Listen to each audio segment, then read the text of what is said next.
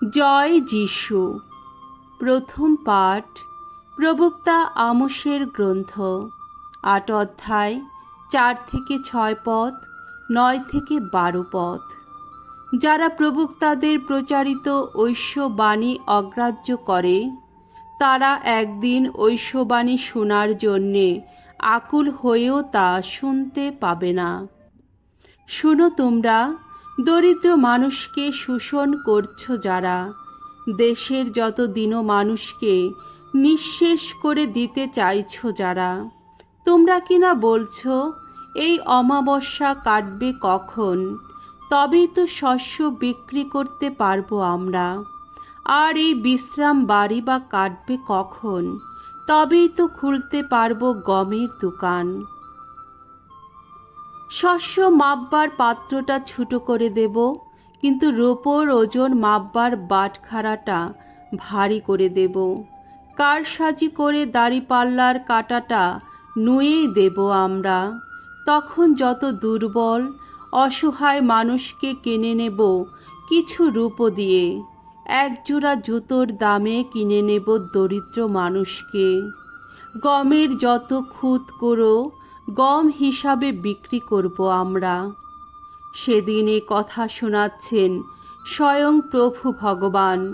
আমি সূর্যাস্ত ঘটাবো দুপুর বেলায়। একটি রৌদ্রময় দিনে পৃথিবীকে ঢেকে দেব অন্ধকারে। তোমাদের যত উৎসব তখন পরিণত করব শোকের অনুষ্ঠানে। তোমাদের সমস্ত গান করে তুলব বিলাপেরই গান।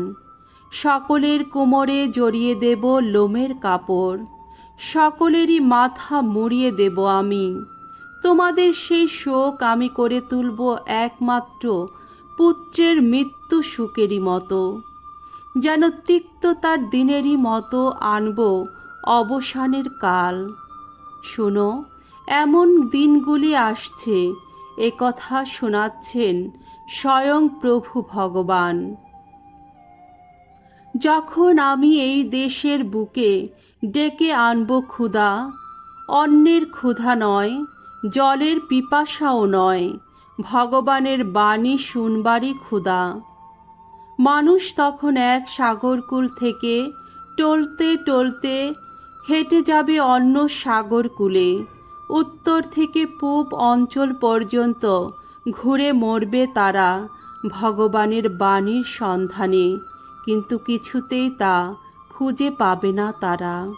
প্রভুর বাণী। ঈশ্বরকে ধন্যবাদ।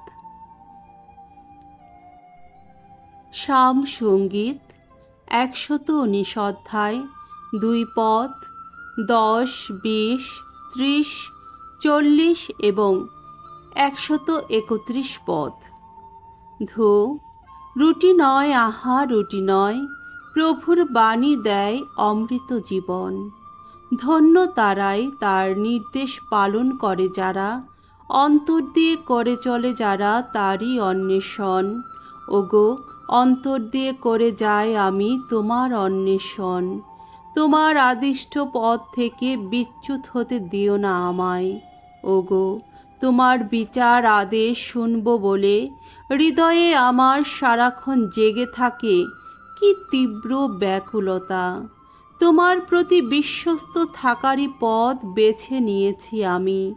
তোমার বিচার আদেশ পালন, সেই তো আমার ব্রত।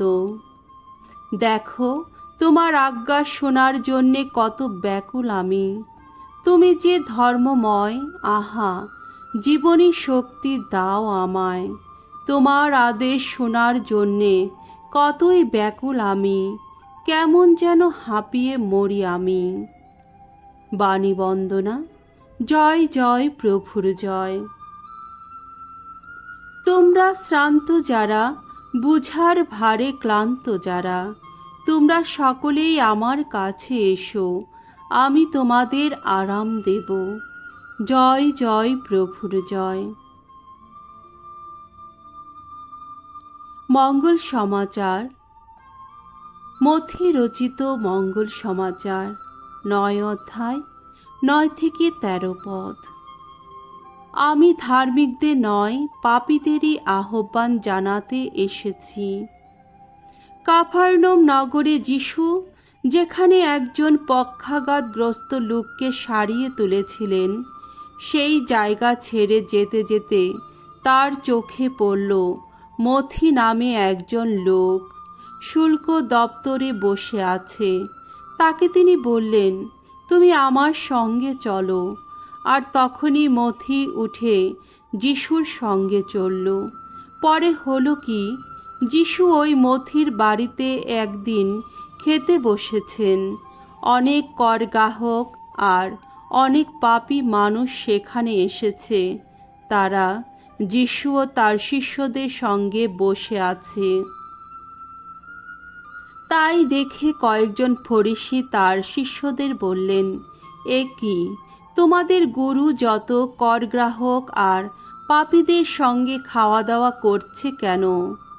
এ কথা শুনে যিশু বললেন, সুস্থ সবল যারা, তাদের তো চিকিৎসকের কোনো প্রয়োজন হয় না, প্রয়োজন হয় তাদেরই, ব্যাধিগ্রস্ত যারা। আপনারা গিয়ে শাস্ত্রের এই কথার অর্থ বুঝে নিন। আমি তো বলিদান নয়, দয়াই চাই। আসলে আমি তো ধার্মিকদের নয়, পাপীদেরই আহ্বান জানাতে এসেছি। প্রভুর মঙ্গলময় বাণী। খ্রিস্ট প্রভু তোমার প্রশংসা হোক।